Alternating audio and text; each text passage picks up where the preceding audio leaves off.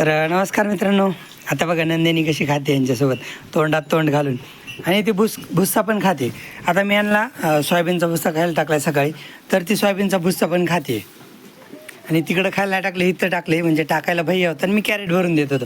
तर भैयाने पूर्ण घावणे टाकायचं ना, तर एकाच जागेवर टाकले. पण ती चांगलं खाते. हळूहळू आपण तिचं दूध बंद करणार आहेत. म्हणजे प्रॉब्लेम असा आहे, तुम्हाला सांगतो मी. तिला स्टॅलिनचं कवळं दूध होतं ना, तर त्याच्यामुळे 1 बॉटल स्टॅलिनचं दूध पाजायचो आणि बाकी 2-3 बॉटल आपल्या वृंदाचं दूध पाजायचो.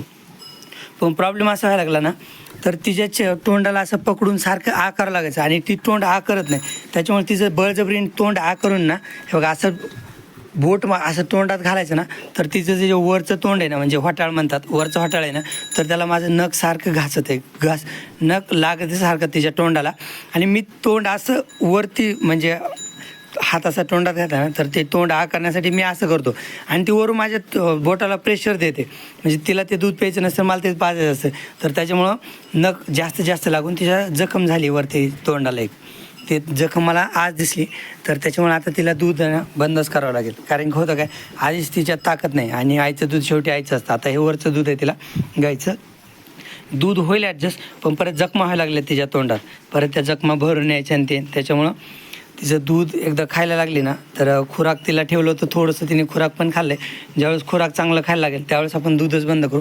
तुम्हाला जखम दाखवतो मी. काय होतं ना, हे बघा, ती असं आपण तोंड उघडलं ना, तर सारखं हालचाल आहे बघा, सारखं परत सारखं असं करून ना, हे बघा इथं माझं बोट लागले ना, वरच्या साईडला माझं नख लागून तिथं जखम झाली थोडी. तिला सवय लागेपर्यंत बळजबरीने दूध मी पाजणारच आहे, पण जास्त दिवस नको, कारण तिच्या तोंडाला जखमा होतात. परत नखं मी कट केले ना, तरी पण ते नखं लागतातच. हे वाढल्यासारखे वाटतात, कारण नखात माती गेलेली असते ना, तर त्याच्यामुळे जास्त वाढलेले वाटतात. पण नखं माझे प्रॉपर आहेत, व्यवस्थित येते बघा, प्रॉपर नख आहेत, म्हणजे बाहेर वगैरे नाहीत. पण तरी परत अंगठ्याचं नख जास्त लागतं, आणि ते पण वरच्या साईडला. तोंडातल्या जखमा राहतात लवकर, पण तरी पण तिला एक जखम झाली. पण बघू, चला आता जे होईल ते होईल. आज तुम्हाला सांगतो, ह्या 3 कालवडी समोरच्या सोडता बाकी, आणि हे छोटे 2 पिल्ले आणि 3 कालवडी सोडता, आणि ही गाय सोडता. बाकी सगळ्यांना आज खुरकुताच्या, म्हणजे FMDच्या लस देऊन घेतल्यात. खुरकूत, ज्याने खुराला किंवा तोंडात जखमा होतात ना, त्याला लाळ पण म्हणतात, लाळ्या खुरकूत किंवा लाळ म्हणून. तर त्या आजाराच्या त्यांना आज वॅक्सिन, म्हणजे लस देऊन घेतली सगळ्यांना. बाकी हिला पण घेतली, स्टॅलिनला पण घेतली. फक्त या समोरच्या 3 कालवडी मला माहीत नाही, म्हणजे कन्फर्म गाभण आहेत की नाही. आणि ह्या वृंदाचं आणि गंगाचं पण माहीत नव्हतं, पण घेतल्यात. खिलेरीला पण लस घेतली, हिऱ्याला पण लस घेतली. आता ज्यांना लस दिलेल्या इंजेक्शनच्या जागेवर गाठी येतील, तर त्यांना ते म्हणलेत की बर्फाने शेक दे त्याला. पण अशी मला गाठ कोणाला वाटत नाही, पण संध्याकाळी समजेल की कोणाला इंजेक्शन मानवलं, कोणाला नाही. हिनी जास्त चोळून दिलं नाही, ही मेंटासनी. तर त्याच्यामुळं, आणि सरजा तर काही खात नाही, भुस्सा त्याला आवडत नसेल. आणि त्याला मी उसाची कुट्टी बी टाकली होती, ही कुट्टी अशीच ठेवली आहे, खातच नाही. आणि हे बघा, इथं सर्जाला दिले, थोडंसं मान टाटलेन करतोय काय सर्जराव, काय होत नसतंय. इथं मी लाल कानिपेर तोडून आणून ठेवला आहे. ह्याची पण थोड्या वेळाने कुट्टी करायची गुरांना खायला. लाल कानिपेर आणि थोडंसं ऊसाची कुट्टी मिसळायची त्याच्यात, किंवा नंतर वेगळी टाकायची, पण ऊस थोडा चालूच करायचा गुरांना. पप्पा बटाटे घेऊन गेले तर मार्केटला, आणि मी हिऱ्याला इकडं आणलं होतं, म्हणजे लस द्यायला. त्यानंतर त्याला इथंच बांधले. थांब भुसा. त्याने सकाळी ऊसाची कुट्टी खाल्ली, म्हणजे ऊसाची कुट्टी मी काल केलेली शिल्लक होती, तीच बैलांना हिऱ्याला टाकली होती. बाकी वर ते काबरीन येत ना, ते बघा, ते पण खात आहेत. ते गौरंग मला दिसतोय, ते बघा, ती काबरी गौरंग खात आहेत, त्यांना पण लस दिली. आणि हिऱ्याला मी भुस्सा खायला ठेवला आहे, खातो तो आवडीने भुस्सा. फक्त बैल भुस्सा खात नाहीत राव, नाही ते हिऱ्या पण खातो. हिऱ्या थांब महागच राख. ह्या लाकडाच्या महागच पाय ठेवायचे, शेण टाकलं इकडं, ह्या मुळेच्या महाग पाय ठेव, तुला इथं खायला. आतापासून तुला हीच जागा करू आपण. मस्त छान आहे, उन्हाचं सावली वगैरे मस्त आहे इथं. परत धुवायचं म्हणलं तर तुला पाणी येतं इथं जवळ. मित्रांनो, आज आपण बटाटे काही काढले नाही, म्हणजे आता एक थोड्या दिवसांनी काढू बटाटे. सध्या शेत थोडं ओले ना, जरा माती येते. एक 7-8 दिवसांनी आपण बटाटे काढू. फक्त काल आपण काढून बघितले ते. आत्ता व्हिडिओ टाकला की आपल्याला कमेंट आली, शुभश्री किती टाईम आहे. तर हे बघा, ही आहे शुभश्री काळ्या तोंडाची, म्हणजे कलर काळा आहे तिचा, ती लय छान आहे. तर हिने बघा आता कास बनायला सुरुवात केली. जास्तीत जास्त 20 दिवस घेईल, कमीत कमी 10 दिवस घेईल, म्हणजे अंदाजे 15 दिवस पकडून चालायचं. लय शांत आहे. सीता अशी हातच लावून देत नव्हती, मला मारायला येत होती. पण शुभश्री आपली घरची पिल्ली ना, तर त्याच्यामुळं मी हिला पाय बांधणार नाही. मी स्वतः मेहनत करेल. हिचं दूध काढायला ना मी स्वतः मेहनत करेल. आणि मला कसं चिडचिड होत नाही. गुरांनी लात वगैरे मारल्या ना, किंवा गुरु कसं परेशान करत असतात, आपले पेशन्स लेवल बघतात.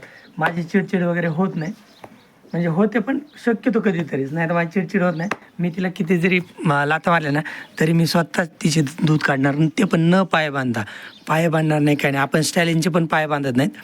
स्टॅलिन थोडी सुरुवातीला करते चिडचिड, पण स्टॅलिनचे पाय बांधत नाहीत. तसे शुभश्रीचे पण पाय बांधणार नाही मी स्वतः. बघा ती आता मलाच किती शांत बसते. दूध काढायची ॲक्टिंग केली ना, तरी पण म्हणजे काहीच करत नाही. तर त्याच्यामुळं शांत उभे राहते. त्याच्यामुळं मी स्वतः हिचं दूध काढणार. म्हणजे तशी सवयच लावायची. नाही तर भाई असेल ना, तर थोडा दम नाही निघला की लगेच बांधा पाय वगैरे. मी स्वतः हिला सवय लावणार. आपण तयार केली घ्यायला मस्त. आणि ती बघा आता हातला कशी खाली मान करून शांत उभं राहते. मस्त छान आहे. फक्त ह्याच्यातली लाली पण ती पण म्हणजे ज्यावेळेस पिल्लू देईल ना, दूध द्यायला चालू करेन त्यावेळेस येईल हातावर. आता बघा तिला अचानक हात लावला ना हिच्या शुभश्रीसोबत, आता हालचाल नाही करत. पण मी थोडंसं पलीकडून गेलो ना, हात लावला की ती हालचाल करणारच. कारण तिला आता हालायला जागा नव्हती ना. हे बघा लगेच तिकडे जायचा प्रयत्न करते. अशी ही लाली, पण काय अडचण नाही. वृंदा पण आपल्याकडे जेव्हा पहिली वेळेस होती ना, तर हिला पण चांगली सवय लावली होती. आता बघा मी हिला खुराक आणलंय, खाते का बघू.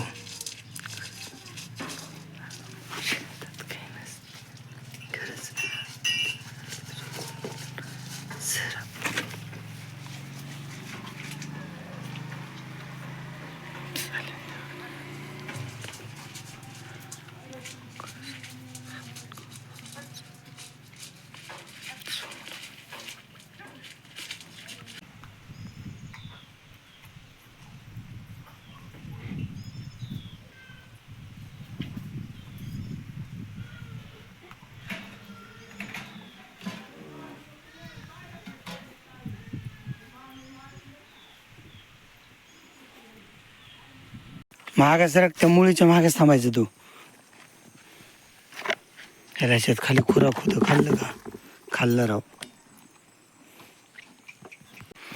आभाळ आले हा आज, पण एवढा घास कापलाय मी.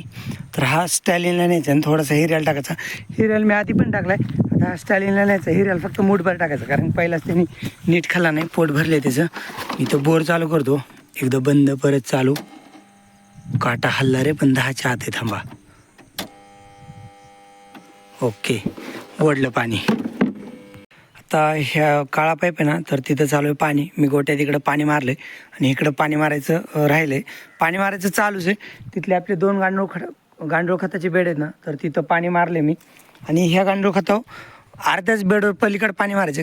कारण की अगोदर शेण टाकलं होतं ना, तर तिथं गांडूळ खत तयार झाले. तुम्हाला दाखवतो. हे बघा असं थोडंफार काडी कचरा आहे, थोडाफार, पण छान झाले तयार.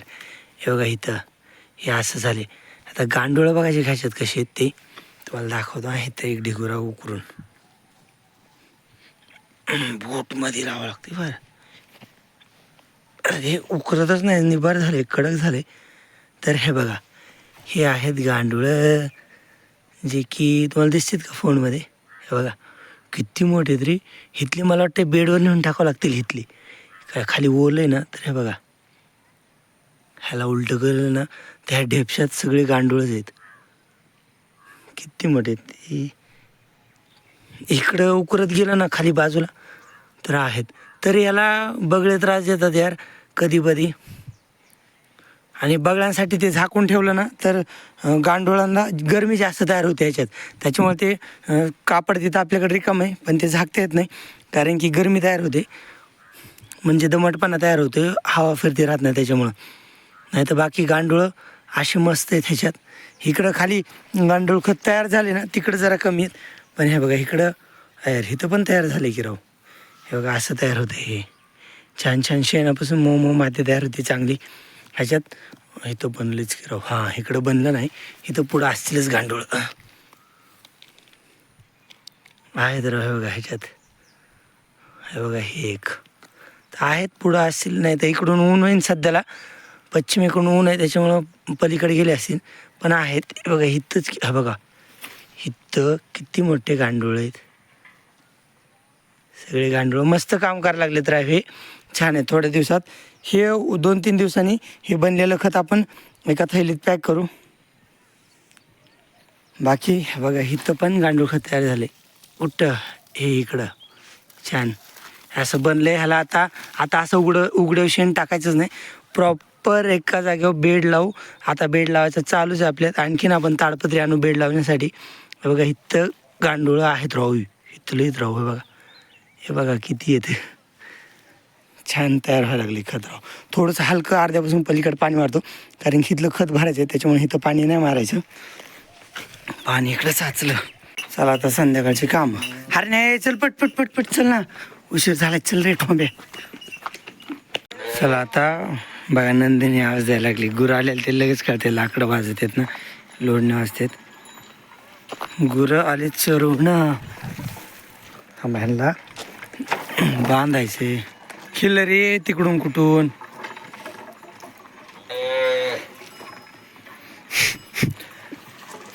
पप्पा हे वरचे गुरं इथंच बांधायचे. गवळ्या काय हे ह्यांचे दाव इथंच आणलेत. ऐक थांब, ह्यांना इथंच बांधायचे खाली.